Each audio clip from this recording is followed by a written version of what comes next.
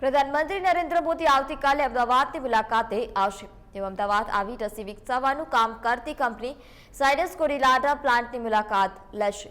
આ સાથે જ રસી વિતરણની વ્યવસ્થા અંગે સમજણ મેળવવાનો પણ પ્રયાસ કરશે। ઝાયડસ કેડિલા દ્વારા સાયકોટી બ્રાન્ડ નામ હેઠળ રસી તૈયાર કરવામાં આવી છે। રસીના પહેલા 2 ટ્રાયલની કામગીરી પૂર્ણ થઈ ગઈ છે।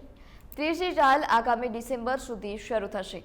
ત્યારબાદ પ્રધાનમંત્રી હૈદરાબાદ સ્થિત ભારત બાયોટેકની મુલાકાત લેશે।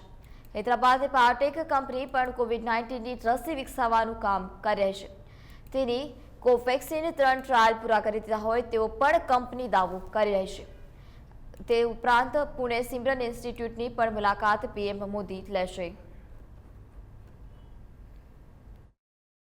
પ્રધાનમંત્રી મોદી કાલે ગુજરાતના પ્રવાસે છે, ત્યારે તેઓ અમદાવાદ સ્થિત ઝાયડસ કેડિલાના પ્લાન્ટની મુલાકાત લેવાના છે। ઝાયડસ કેડિલાએ તૈયાર કરેલી ઝાયકોડ ડી નામની રસીનું તેઓ જાતે જ નિરીક્ષણ કરવાના છે। ત્યારબાદ તેઓ ગુજરાતને કોઈ મોટી ભેટ આપી શકે તેવી શક્યતાઓ દેખાઈ રહી છે।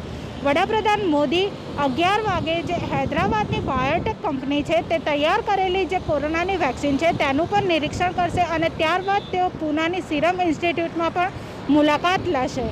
કેમેરા પર્સન ટીપુ સિંહ સાથે કિંજલ બોરીસા, ઇન્ડિયા ન્યૂઝ ગુજરાત, અમદાવાદ।